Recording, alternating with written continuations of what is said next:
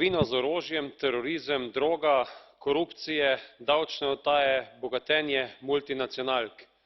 To je to, o čemer danes govorimo, ko govorimo o zakrivljanju izvora denarja in premoženja, davčnih utajah, izogibanju plačevanja davkov. Nekaj je nezakonitega, nekaj je neetičnega, zagotovo pa vse to razjeda ustroj tako Evropske unije kot sveta v celoti. Kot smo slišali, se v enem letu v Evropski uniji izgubi toliko davkov, kot je naš proračun za 7 let.